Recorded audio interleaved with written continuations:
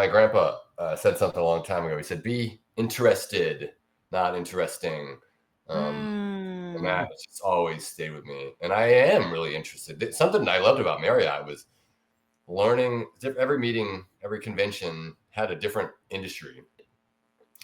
And who knew about the industries that are out there in the world, right? Like in San Jose, I got to work with a bunch of science nerds and then an anime conference, right? All in the same day. Yeah. I got to meet the folks that did Little People of America's nationwide conference, right? I learned incredible amounts about that. So that was a really nice framework. And so, yeah, curiosity is, it's funny you call it a disease because, yeah, you can never stop asking questions. It People can are be like, bro, enough. Yeah.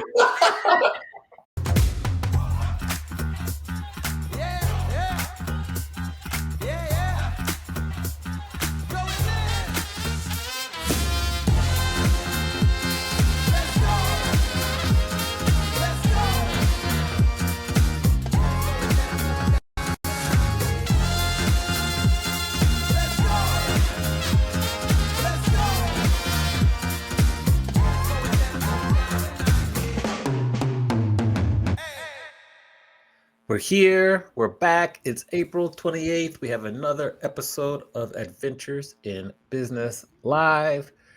Mandi, happy last Monday of April. How are we doing? Well, Amani, as you can see, I'm in the Renovation Nation temporary dwelling. We're looking for names for this. We're looking for Renovation Nation. Renovation Nation is good. Renovation Nation is good. It's we've got some name. I've been it feels like I'm camping, so I've been telling Scooter I'm going to the campsite. So I'm open to names. If anybody has a suggestion for the temporary dwelling, I'm open to names. That's what's happening. Yeah. And then a bonus for this week is we actually get to see each other in not digitally via pixels, but in person at WeCon. Yes. In real life. I know. And Amani and I, that people may not know this, but Amani and I obviously we do 3 interviews every Monday. And then, so we're together for 2.5 hours every Monday virtually, but we also, we serve on different committees together. So we also have business meetings, we have growth meetings, but we never get to see each other in person. So Amani, do we tell them we're doing our sweat working? We're doing a sweat working walk at WeCon together. Just Amani. We're doing an after dinner walk. That's what we'll call it. An after dinner walk. It's a digestion walk. Oh gosh, I don't like that name. I know, after dinner walk. And we'll be able to debrief and just catch up, ask questions. It'll be really good. I'm excited. I'm very excited. I'm excited too. I want to know what was on tap for you this past weekend, because I feel like your weekends have been filled with just grading papers and book launch stuff and all this College of Berkeley music coaching stuff. Like what did you do this weekend that wasn't involving all that other nonsense you've been working on? So I would think this weekend, because I did have an author talk here in Vegas, I think this weekend I followed the NFL draft. That was exciting. Towards the end of last week, I attended my first Mahjong class. That was great. Oh, it was great. So we did Amani, that. do you have a coach? Do you have a Mahjong coach? Like, how did it go down?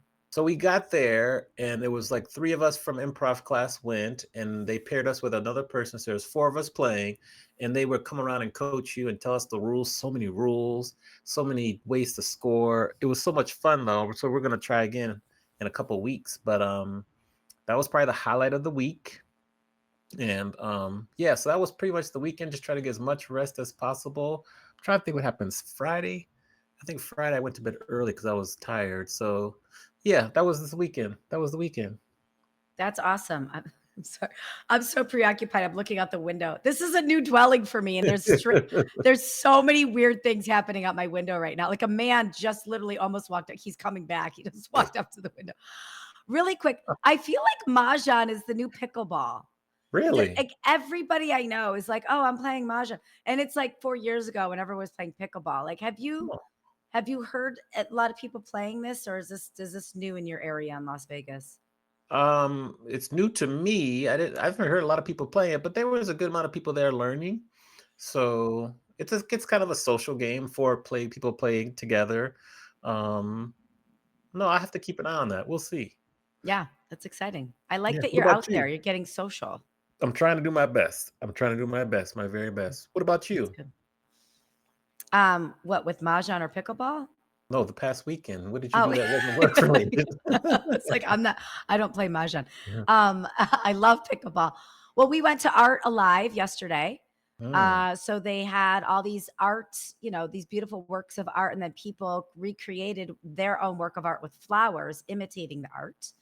So that was really cool at the Museum of Art in San Diego. And it was fun. I hung out with some girlfriends I hadn't seen in a while. So I had a couple glasses of wine.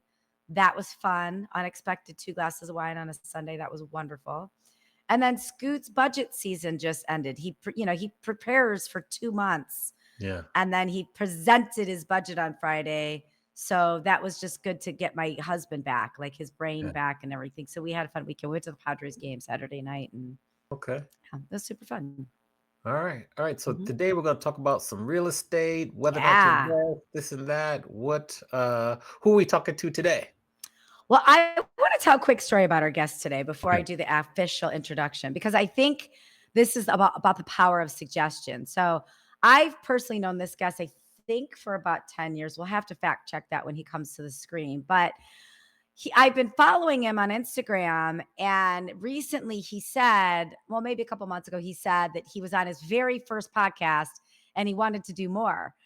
And I was like, well, you should be on our podcast because, he's got a great voice. He's got a great level of expertise. He's one of us, right? So I think like if he wouldn't have said this was my first podcast, it wouldn't have occurred to me to ask him to be on the podcast. And so I think it's like a good power of suggestion. Like tell people what you're doing. Yes. Even if you think it's something small or little, tell people because you never know when that might spark the interest. So it is a big honor that we have a lifelong award-winning Marriott sales executive, a former Marriott sales executive, turned real estate executive. He's a dad, he's a husband, he's a San Francisco Bay Area expert in real estate. But the most important thing you should know about our guest today is that he really cares. And we're going to ask him about that, but he really cares. So welcome to the show, Chris Meadors. It's so good to see you. Yes. Yes. Okay. We'll give you a round of applause as you enter into the stage. Welcome. Very good. Very good. So, Chris, welcome to the show. My opening question for you would be pretty simple because as a fellow former Marriott salesperson executive, what inspired you to leave Marriott and pursue real estate full time? Great question. Well, first of all, thanks to you both for having me. I've had a ton of fun getting ready for this in the last 48 hours or so, listening to you guys. And I just need to say that I'm really, really honored to be here. And I'm really impressed with the lives and the career that both of you guys have built. When you talk about entrepreneurial spirit, it's pretty impressive. Just if you haven't read your resumes in a while, do yourself a favor and read your own resumes. Like it's pretty neat. So thanks a lot. Mm-hmm. What made me leave Marriott? I mean, there's sort of the main storyline that I've been telling for the 8 years that I've been gone is I got pretty high up into middle management and I got some access to the general managers. In the hotel world, that's sort of what you think to be the top, right? That's the end. It's where you strive to go if you're a climber. All I saw was unhappiness, stress, because I didn't realize it, but the general manager isn't the boss. The owner is the boss, right? So even if you run the hotel, you still have stakeholders. So you just never kind of get out of having bosses. At the same time, we were moving from Alameda at the time we wanted to move to Napa. We were going to get out of our little condo and buy a little house. And I was going to commute to Walnut Creek. I was in one of those shared services offsite sales, right? Yeah. Kind of Salesforce 1 V2 or whatever. The stuff that meeting planners hated. And on a drive home from Walnut Creek one day, it just sort of dawned on me. My wife had just quit her corporate job. And it's just one of those lightning bolt moments that, wow, I wonder if I could quit my corporate job and try real estate. I had just bought a condo. Of course, I knew everything about real estate. That's a big joke we make. And that was it. 2 weeks later, we asked my wife's parents if we could move in with them. We were going to live with them for 2 or 3 months, kind of in the interim of selling and buying. And I said, what do you guys think if it was like a year? And they are so amazing. They let us move in. Ended up being 18 months as a 35-year-old married man living with my in-laws. Bless you. Bless your in heart. real estate, you don't make any money, right? It's you start Right. like, you know, when you go out on your own, you don't make $1 for the first week or 9 months. Yeah. That experience was amazing. I mean, the story kind of goes on from there, but that was the start of it all. Yeah, okay. So what were the risks that you anticipated happening? I don't know if risk is the right word, but like, what did you anticipate happening in terms of your business, and how was it different than what you expected? I think you sort of, when you're in a W-2 world and you live a W-2 mindset, it's hard to even really know what's out there, right? If you were an entrepreneur in high school, maybe you made fake IDs, maybe you did what you had to do, you know, that's like a hobby. That's like a fun little weird money thing. As an adult, I didn't know. So I was basing it, you know, it took me 11 years with Marriott to make $101,000 a year, right? I was feeling like a king making 6 figures back at Marriott. So I based everything on, okay, if I can just make $100,000, then I'm going to be good, right? Mm-hmm. And I didn't even see that there was any room on top of that, right? And so I thought it would be like a little bit of a climb to get back to that same kind of income level, and then I'd be kind of good and coasting. But I didn't see not only the ceiling, I saw the ceiling. I didn't realize it was much, much higher than it really was. And I also didn't see all the other doors, right, that would then later appear. Like you guys, right? You start one business and then like, why don't I do another one? Why another one? I started flipping houses during COVID. You know, we flipped houses in Tennessee for 3 years. There's a lot of different ways to make money out there on your own. So that's kind of the biggest surprise was like the world got way bigger than just like director of sales, general manager. Right. Yeah. I have a line, and this way you have. So just one follow-up, then I'll let you go, Manny, because this is opening up a whole Pandora's box of questions. What has been the favorite door? 2 questions, 2 parts. Favorite door of revenue that's opened up for you post Marriott, and then what's been the most surprising door? Well, the favorite door is the main lane of helping people buy and sell real estate. It's like personally fulfilling because you get to help people with financially, most of the time, their biggest decision, 12x, right? That's a big deal. The second, the more surprising door was the house flipping. Like I got pretty heavy into, I opened a full second business and was running it side by side. Long story short, it worked really great until it didn't. So talk about failure and learning. We can get into that later, but that was a massive one. That was the unexpected door. I never thought I'd be anywhere near house flipping or developing or whatever, and owning rentals. You know. Okay. Over to you, Mandi. Well, I want to comment on your bio, which is amazing. And you warned me. You said you're going to love my bio, but I just want to read it to everybody. So, leveraging his astute business sense, marketing skills, and blah, blah, blah. Chris Meadors is a real estate advisor serving clients all over the world and is based in Napa. But the truth is, and all you really need to know is that he cares. I love that because so many people take so much time with their bios and you're like, none of that matters. All you need to know is that I care. So I want to go down that lane with you. Like when you say you care, what do you care about and why does that matter to somebody that's working with you? I want to put that on my like real website. That was mostly just for you, but I think it'd be fun. You should. No, it's great. Because I think we just take everything so seriously, right? Leveraging is astute. I mean, that thing is so garbage. Kelly and I did I can't wait to talk to you about remodel life. My wife and I also did a significant remodel of the home we're now in. And through that experience, we worked with probably 20 vendors. I don't know, right? Like at least. And over the years, I've developed this theory that all I really want in a vendor or a work partner or any kind of person that I'm in business with is that they care. I just want to work with people who care like a little more than not, because so many people just don't, right? So I say, if I expect that of someone else, I need to give that. So that's it. I mean, I just really try and I care and I'm thoughtful about when I'm working with people. I think how that comes to light is I tell people not to buy houses, like a lot, right? I don't get paid when they don't buy a house, but I'm in this for the long haul, right? And people often need to be kind of walked off their own bridge a little bit, right? Buying a house is really exciting. It's really emotional. It is not rational.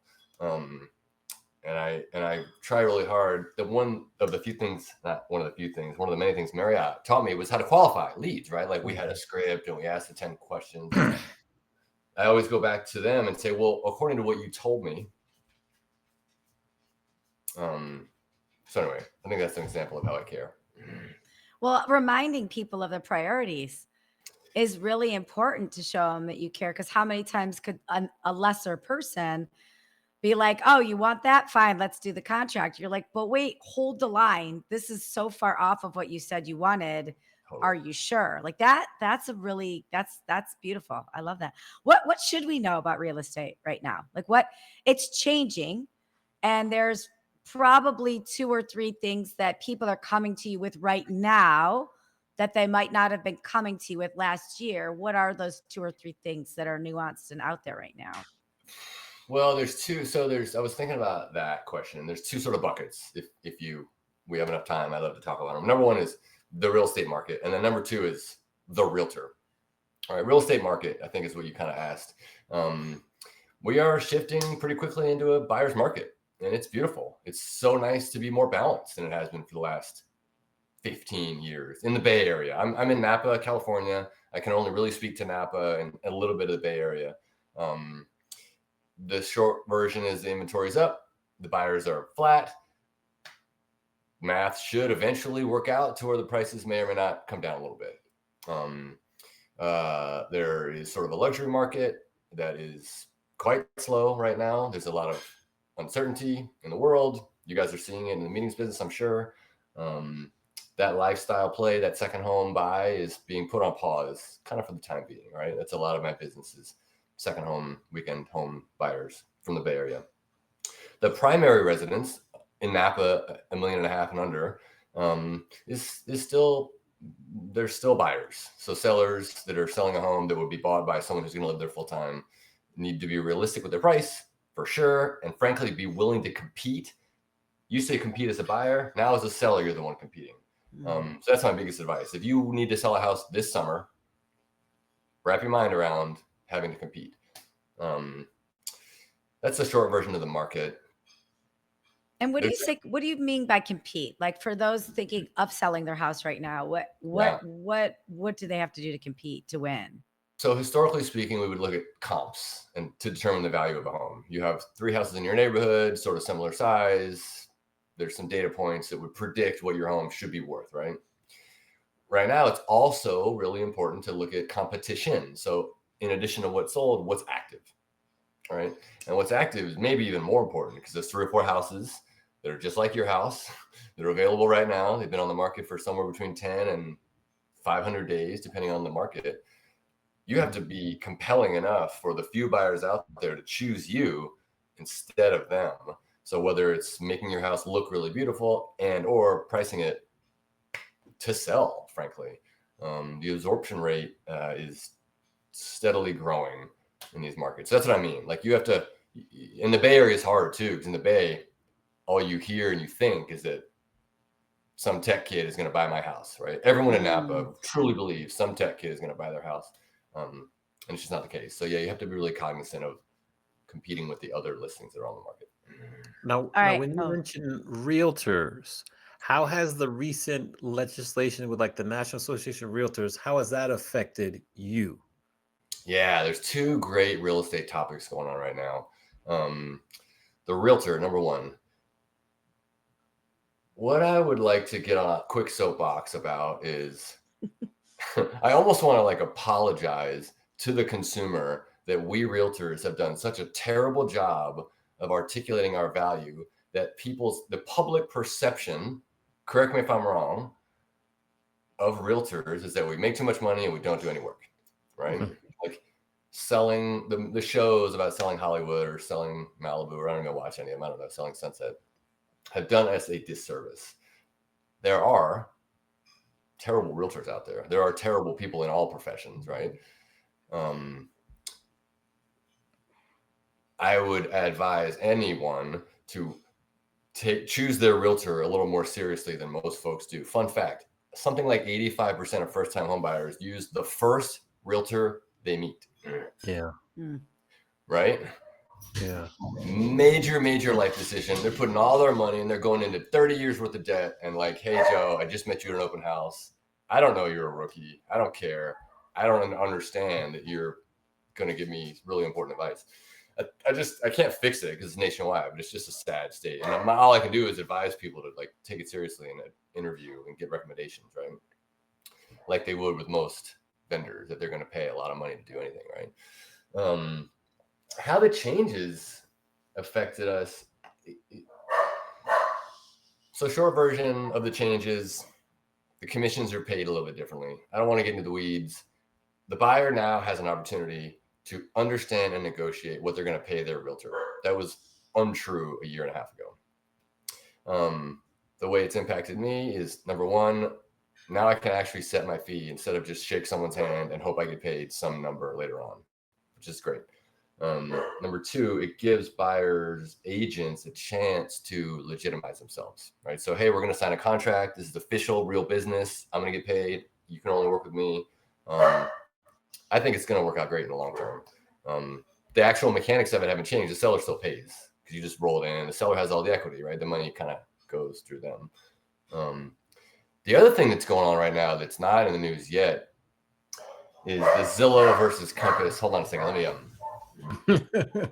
gotta close the door. The dog's getting the dog's doing its job, just protecting its lovely owners. Oh my God.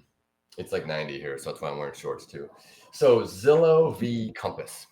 I would ask you guys both a question. If you were, what's your real estate experience? Bought and sold a house yet, or multiple? Like, what's your multiple previous real estate agent back in the 2000s? Got it. Mandi? I've bought and sold houses. Yeah. Okay. I mean, not for business, but for dwellings. Yeah. You have owned a home. Yeah. Compass, my brokerage, my CEO, is on a mission to give homeowners a little more choice in that right now, the basic sales process, you take photos, you go to MLS, and it goes to Zillow. And the minute you go to Zillow, you start accruing days on market, and the value of your home quite literally starts going down. Right? Yeah. If you were a seller and you were given a choice, not Zillow or not Zillow, something without days on market, would you maybe choose that? Maybe, right? Other luxury goods don't have days on market, right? But Zillow is such a great lobbyist, and they control 85% of the online viewership. They say, no, we don't really like that because our whole business model relies on people coming to our website. So we spent the last 6 months or a year putting together this big off-market promotion. You can sell with compass.com, or really any brokerage. You can do an off-market listing, right? It's off MLS. Zillow just came out last week and says, for any listing that's promoted publicly, but not on MLS for any more than 24 hours, we're not going to even put it on Zillow.com. Wow. So, bold. Yeah. And really too early to tell whether or not they're hold or what they're doing is legal. But it's just a really, really interesting fight going on between two pretty big heavyweights who don't like each other. So anyway, That's just like a little up-to-date nuance of what's going on in my world.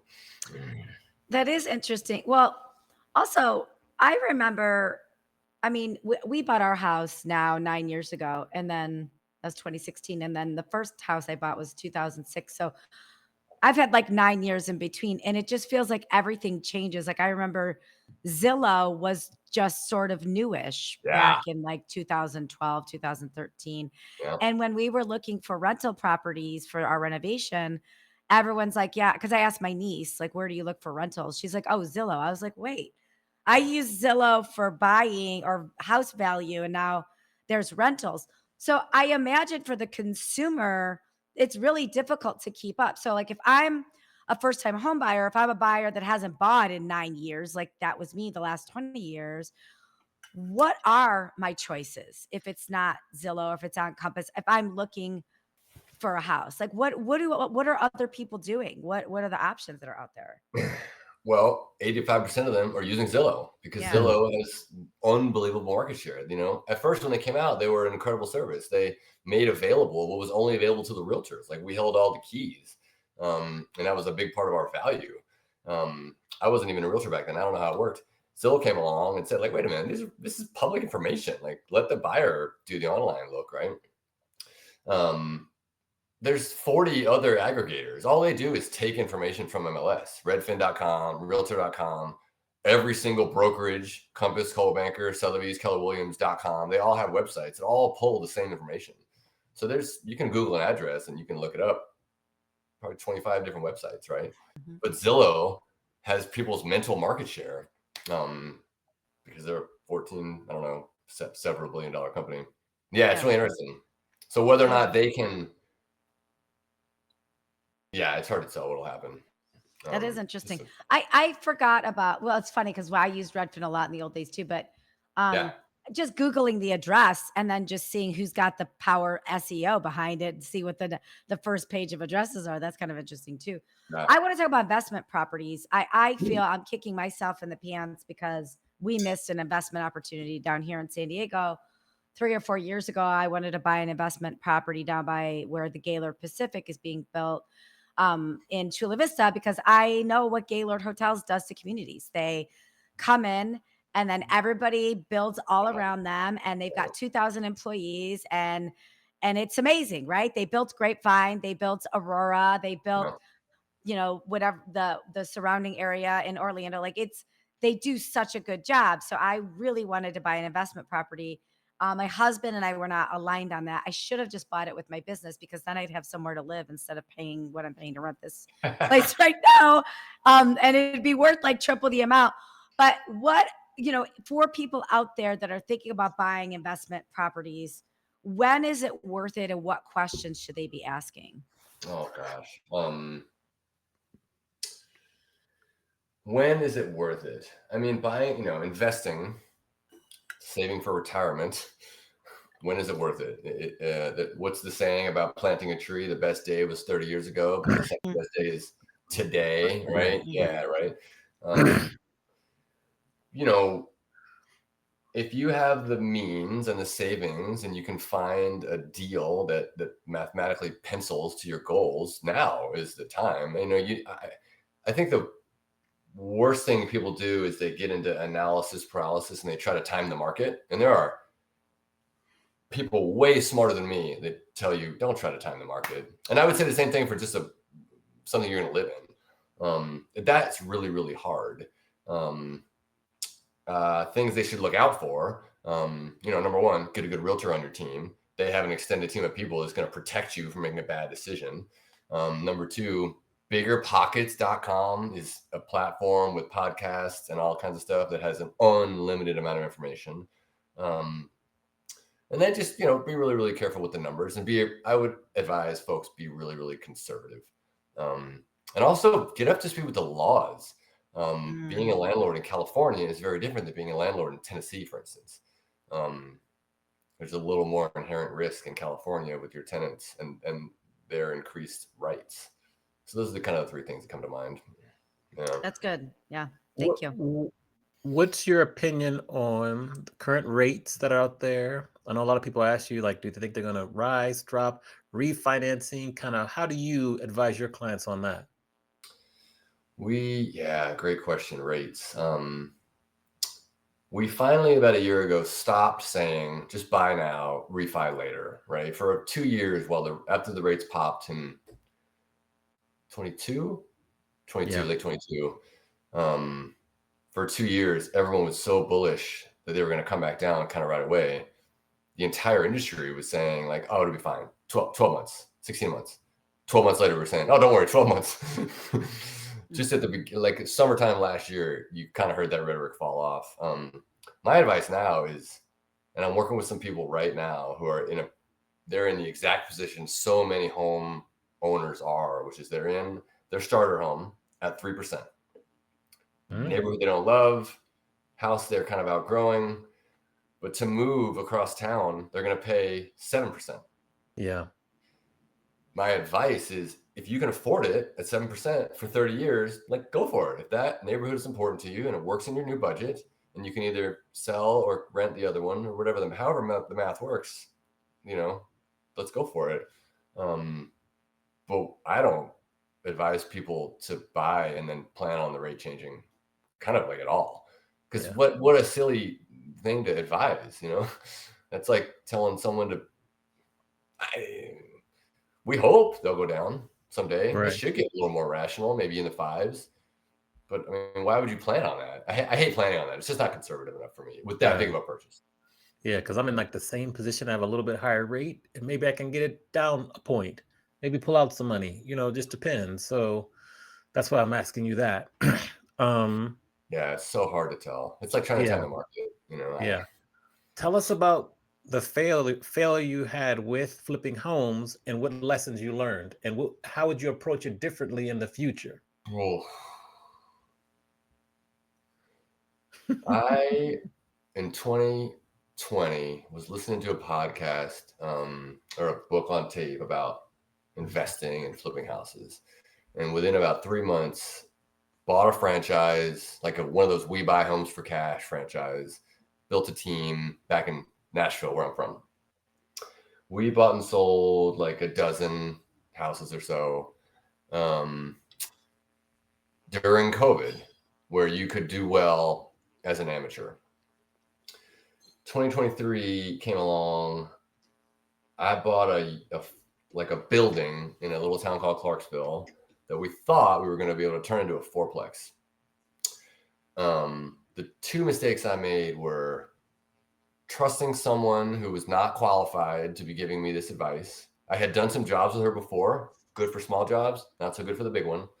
And the second one was I just took my eye off the ball. I was going through like a professional. I worked on a team for 6 years and we were splitting up. So I was pretty distraught. It was like a bad breakup. I was playing a lot of pickleball. The business in California was down. We were kind of, it was like COVID. We worked 80 hours a week. So it was nice to get a break. And I just took my eye off the ball. I didn't run the numbers. I didn't do my own due diligence. I just listened to my advisor.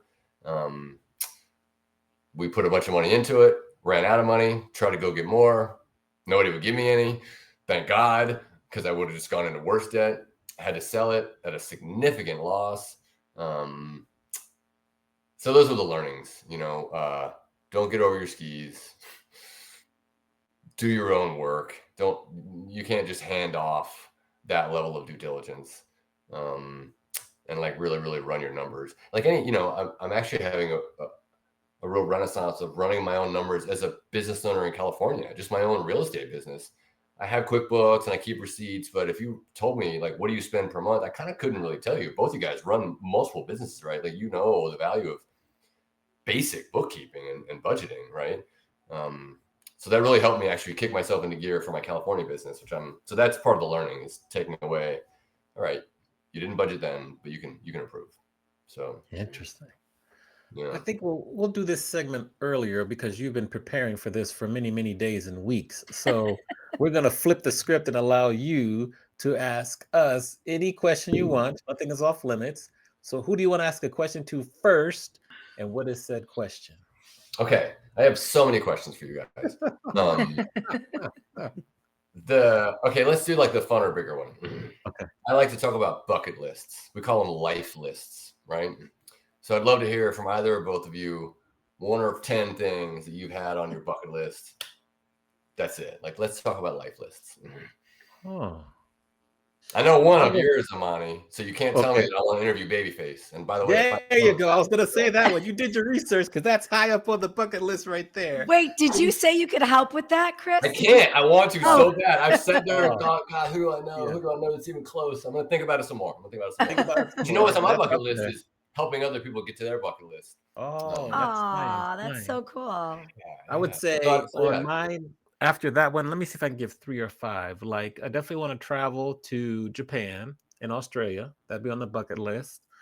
I want to attend the Grammys. What else? Create a documentary. That's on the bucket list, work-wise. And then I don't know if it's like living permanently or half the year in like a Spanish-speaking country. Whether that's Colombia, Costa Rica, Ecuador, South America. So that's kind of, and then you add in real estate there. Do you buy something there? What do you do there? It's a whole interesting. But I think those would be 3 or 4 things on my bucket list. Okay, let me pause before Randy goes. If you had to pick one and take an action towards getting something accomplished, which one would it be and what would you do? Ooh. Okay, I'll give you 2 answers. One is the documentary, and it's just starting to learn about creating documentaries and meet someone who's done it so I can learn from them. And then the Spanish-speaking country, well, I am planning a trip in October to go to Colombia, so I'm going to kind of investigate when I'm there. All right. Pretty good. Mandi. I feel like for so long writing a book was on my bucket list, but I did it. Yes. And I'm going to keep doing it. I'll keep Yeah. doing it over and over and over and over again. So those are always still on my bucket list, but that's lower on the priority because it's not as mysterious of how to get there anymore. I want to start a sales school for kids. Oh. And not just in underserved communities. I think people think like, yeah, I want it to be a for-profit, or it could be nonprofit. It doesn't matter. But I want to start a sales school for kids because I really believe that sales is one of those things that nobody knows how to do unless you have experience over and over and over again. And we don't have that type of experience until we're in our 40s. Yeah. And I know so many people, like my husband, so many people with advanced business degrees. They get their MBA, they get their doctorate, they get their PhD in business. They don't know how to sell. They know how to do a spreadsheet.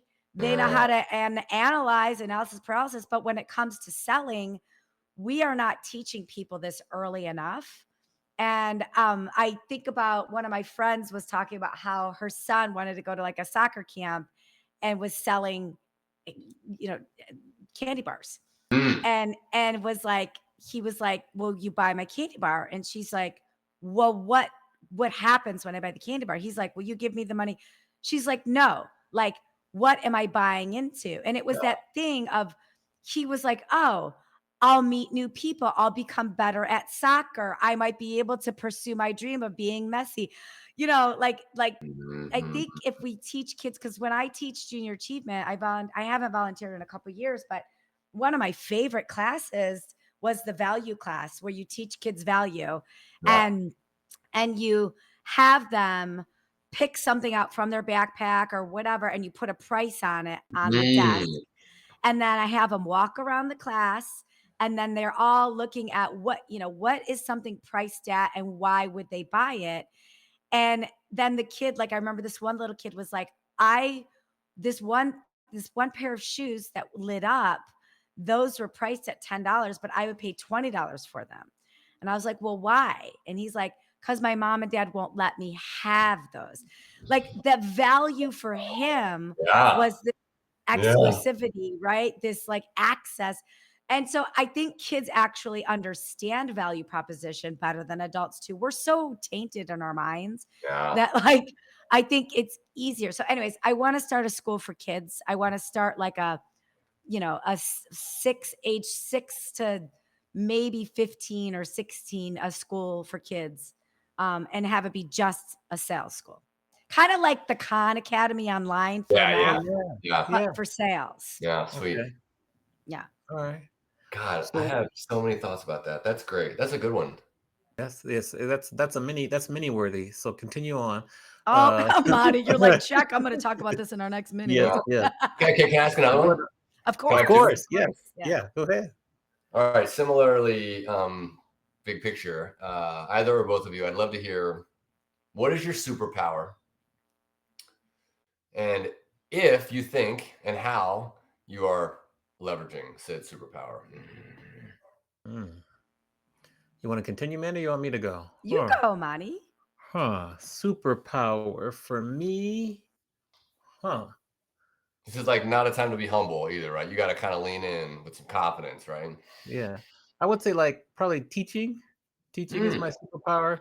And in particular, I love to teach by using the lessons from the music industry. Like that's one, because pretty much everything in life, you can learn from the music industry. Oh, So I would say teaching is probably one, with like 1B being using the music industry. That's kind of and I equate teaching and coaching kind of close, because when you're a coach, you're a teacher. yeah. That's Man, perfect. And you're doing both those things, right? I am. You're like Yes. Yeah. very well aligned. Yes. Yes. That's the goal. Professor Amani. There you Professor go, the Roberts. professor. Oh, dude, we got to talk about Quiet Storm. 92Q Oh, in Tennessee in the 90s was they had like the Quiet Storm hour. yes. When I heard about your book, I wondered, God, that reminds me of something I used to listen to on the Yes. radio when I was Yeah. a kid. Nationwide. It Was was it nationwide? phenomenal. Okay. So it's Yeah, nationwide, like all the different stations. So that's a love of mine. And so I'm glad to see so many people resonate with it. It makes me happy. that's awesome. Yeah. We had a really fun. I was thinking of you this morning. My son and I, almost every morning, we listen to. He's in his chair. I'm making coffee, but we're listening to music, and I'm singing. Oh, okay. And today, we usually start with Piano Man. I don't know why. It's just a fun one. And then we listen to I Did It My Way, which is kind of an empowering song. Yeah. Kind of, if you think about it. And then we went on, and by the end of it, I'm doing the Carlton, and I'm going like, Okay. "Oh my God, I can't wait to tell Amani about this." Yeah. The singing was awful. It was terrible, but we had fun. Okay. Music transcends. Music Anyway, transcends. what do you That's think, Mandy? What's Mandy. your answer to What's your that? superpower? I think I have a lot of superpowers. I think one of my superpowers is building relationships. I think I'm a great relationship builder, Yeah. and a relationship keeper, a sustainer of relationships. I've learned a lot because I was used to be really bad at it. So I think I talk about failures. We could have a whole, you want to have a mini. We could have a whole mini on all my failed personal, love, and business relationships. But I've learned a lot how to build good business and personal relationships. And I think I'm conscious of that. I think curiosity is a superpower. I don't know if it's a superpower or a disease. I'm really sickeningly curious, Superpower. and I love to ask Yeah. questions, and I know it's annoying.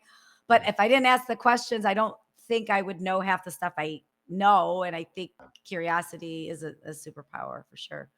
I don't know. Superpower changes too. I think lately my superpower has been empathy, but it hasn't always been empathy. But I've learned how to be empathetic in business where I haven't. That wasn't always like any superpower I have. I think it's because I was bad at it before, and I just decided to learn how to be a little bit better at it. I love that. Yeah, that's a little bit different than like you're naturally being good at something, and as opposed to recognizing something that you should be good at and going and getting it. It's great. Yeah. What about you, Chris? What's your superpower? Gosh, you took mine. I'm pretty serious about networking and relationships.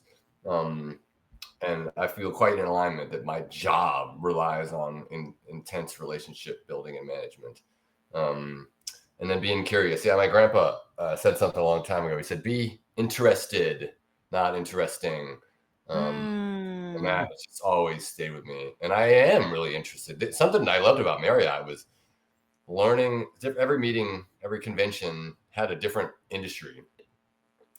And who knew about the industries that are out there in the world, right? Like in San Jose, I got to work with a bunch of science nerds and then an anime conference, right? All in the Yeah. same day. Yeah. I got to meet the folks that did Little People of America's nationwide conference, right? I learned incredible amounts about that. So that was a really nice framework. And so, yeah, curiosity is, it's funny you call it a disease because, yeah, you can never stop asking questions. It can be like, bro, enough. Yeah. The wondering, right? The constant wondering. It's like, when why? will it stop? Why? When will it turn off? Yeah. Yes. I want to hang here for a minute with your real estate because I do a lot of coaching for real estate teams, a lot of sales coaching, and they're always asking me all the time how they can sell differently. So what advice would you give to them? Like, how are you selling differently? How are you putting your name out there differently? How are you getting customers differently? I don't know if doing it differently is the right answer. I think there are several proven ways to sell, and sell is also a terrible word for realtors. I want us all to lose that word forever, because being a hotel salesman, I actually sold hotel rooms. What we do is not selling. We guide people into buying or selling a home. It's not even our home to sell, right? I hate it when we say I sold them a house. Yeah, did you help them buy a house? So I think how am I doing it differently? One thing I really want to do is do it without social media. And I'd love to hear you guys talk about, like, can you live a life without social media? Because what it does to us and our kids and our teenagers in the world, like, it's sickening, right? And yet we just feed it and feed it and feed it and feed it. Side topic. Another mini. Yeah, right. Preach. I focus on two big buckets. I'm in a second home market. My big bucket is San Francisco realtors. So I work really hard to network with San Francisco realtors, but I don't think I do anything differently. I just network really hard and I try to give them value and create relationships. I listened to you guys' networking mini, and I made some notes about, like, oh, what do I do on networking? And then locally, you just need to be authentic and come with a sense of value and come with a sense of customer service. That's proven well for me. So that's what I would say.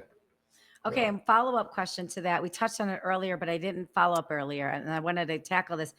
If people are looking to work with a realtor right now, what questions should they be asking a realtor? What should they be looking for? If they're looking to change realtors, or if they're looking for their first realtor? Yeah. I think finding out if that realtor has expertise in your particular goals and or product. If you're a seller, your product. If you're a buyer, what you want to buy. That's half the battle. Whether they have any experience at all is step one. That's a big one. People don't ask. But I think it's a little bit about qualifying. How long have you been doing it? How many deals do you do? What's your style? There's a lot of vibe and connection check that needs to happen too. It's a really, really unique business relationship that's also incredibly personal. I think you guys can kind of relate to that, right? Like your end user, your clients, your meeting planners, like, it's business, but it's pretty emotional too. This is like a lot of time that people are putting into these lives, and Amani, for you, like, your students, these are their livelihoods that you're managing, right? Like, it's a really, really big deal. So I don't know how you gauge authenticity, but like, do you care? That's what I would ask. How much do you care? Authenticity check. I like that. It's good. Yeah. Now, I'm so curious because we have such parallel careers, but if we were to go back to talk to Chris right as he's leaving Boston University, the Terriers, if I'm correct? That's right. Yes. Who else did we have from Boston? Phoenix Porcelli. Yeah. Yes. Oh, yeah. Great. Yeah. Boston University. Yeah. So just as you're packing up your dorm room or offsite a campus or house as you're graduated, based on everything you learned so far, what advice would you give your younger self? Yeah, I've been thinking about that really hard. Really hard. I knew you were going to hit me with that. I wanted to have some good, really good. I love the question because people have different, it's an amazing question. I mean, it is pretty corny, but I think I would tell myself to trust yourself and take all the risks, and be, don't be so quick to try to fit in, right? I'm kind of talking to myself in my Marriott box, right? Like I got on board with Marriott, put a suit on, and really tried to just like get in line and do the job. Most of the feedback I got from leaders was like, dude, you need to be more professional. That was one of the things I liked the most about working with you. I'm like, this guy's just a real guy. Like, he's so not buttoned up. So, what do they know? I was a client buying from you, and I like that you were not as professional as some of the other buttoned up, boring people. And I don't think that's like generally good advice, because you got to kind of be professional, right? Yeah. But you also have to be a human and not a robot. So yeah, I think it would be some version of trust yourself, take risks. I asked my wife, and we have our doula is here for her last day. We're so sad. We love her so much. So I basically took that out to hang out with her all day. I asked both of them, and they said kind of the same thing. And we almost all universally also said, and break up with your boyfriend or your girlfriend. That's funny. That's funny. What about if we went back 8, almost 9 years ago to at the beginning of your real estate career? Yeah. Same question. Gosh. The real estate advice I give new people is to find someone to work for and go work for them and just learn.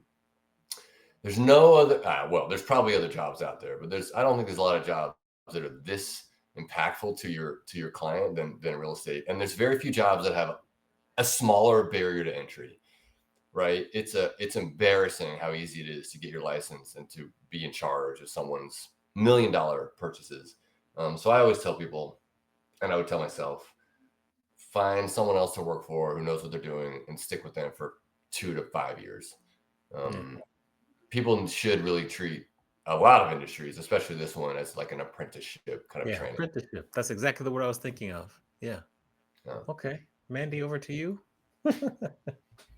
Well, this is a selfish question too, but my in-laws sold their house a couple years ago in Kenwood. I think I said something over to you, or last year. That's right. But it took a while. And when you have a property like that, and I'm thinking about the baby boomers right now, because a lot of the baby boomers, and this was true with my in-laws, they want their kids to take the house. They want to, they're doing so much right now to, turn everything over to their kids. And I think about my neighborhood, their kids don't want the house. They don't want to deal with the house.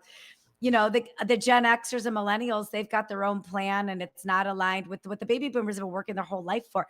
Nobody's wrong or right in this scenario, but it's happening, right? So for those of us that have aging parents that we may have to do something with their property, or for the aging parents that, or have to get rid of their house because they're downsizing and their kids don't want it or can't have it. Like, what advice do you have for properties, not just properties like that, but what advice do you have for people at that stage in their life? Like, what's the secret to getting it sold? What's the secret to having those conversations with your family? Like, that's a real estate thing that's coming up again and again right now. I know, Amani, you went through that, and I feel like a while ago, and then you had to revisit it recently. So I think I'm probably hanging out in your world a lot, Chris.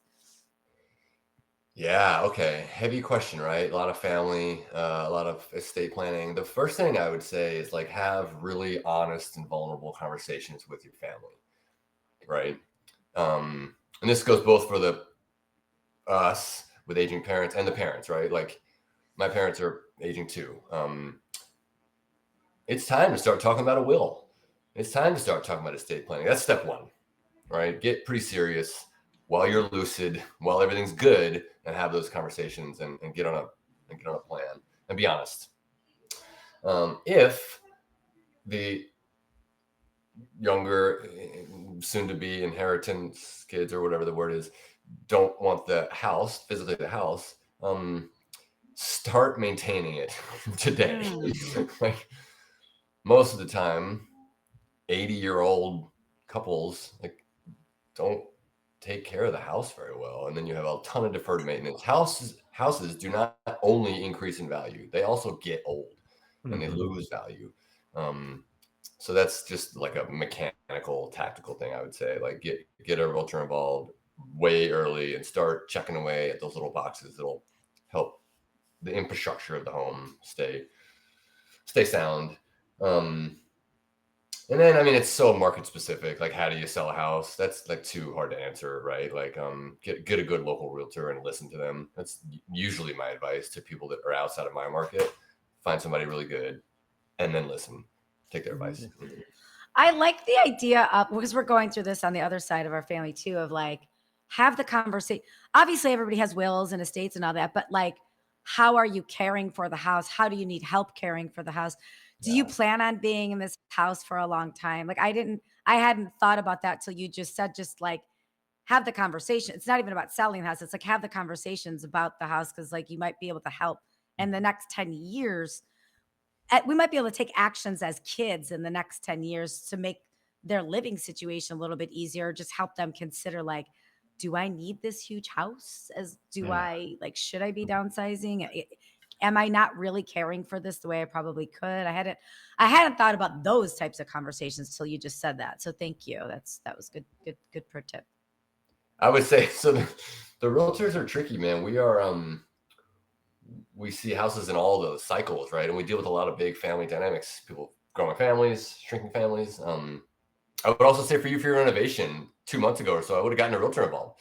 Like, don't let a realtor tell you how to design your kitchen, but kind of like get a realtor involved just to help you build some guardrails for later. I know you're going to live there forever. Everyone's going to live in their house forever, but you're not, right? So I don't know. I think the role of the realtor can be way earlier than people think, just for some like loose, high level guidance. Is that too much? So that is funny because I actually, my husband and I was like, should we get Jim over here? Because before we decided to renovate, we were looking at buying a new house instead, instead of investing all the money in the real estate, in the renovation.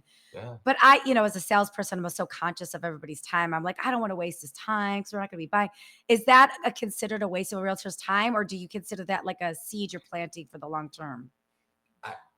If someone invited me over to their house to help guide them on a renovation, I'd be honored, right? Honored. Everything we do, realtor, I consider myself, when I help someone buy a house, I give them this little corny speech and say, okay, great, you bought a house. My job just started. I want to be your realtor for the rest of your life. I want to be your family's realtor. I want to be your kid's realtor. Everyone I'd love to be their realtor. I hope I did a good job for you. And I hope you'll continue to rely on me like a financial advisor for the rest of your life. So it just falls into that bucket of customer service. That's it. Yeah. Ultimately, he's going to be the one that's going to sell it. Or not. So we might as well set it up for success, right? I didn't think about that. That's good advice. Yeah. That's like the simple version. The other version is he's just adding value, right? That he's got an expertise, adding value. It happens to be the way we get paid throws people off, right? I had a really good friend. I was working with them this winter, and they said, "Oh, I feel bad texting you." And I said, "Lee, do you know how much you're going to pay me?" They were buying a nice house and selling a nice house. It was like a large amount of money. And I said, if you'd have given me a $10,000 retainer, do you think you'd feel bad? Like, hell no. Well, then the way we just happen to get paid one time in one moment, that stretches over a long amount of time, right? You pay your financial advisor every month and you feel like, oh, no problem. I'll text them all day long, right? Or whoever the vendor is, Yeah. So that's like puts a little weird wrinkle in the relationship. But yeah, it's part of the customer service. It's part of the job. Okay. Great advice. How can we best support you, promote you? We have your ticker. We have your Instagram there. Any other ways we can support you? Oh, you've done it. This is awesome. This was super fun. Support your local realtor. That's what I would say. All right.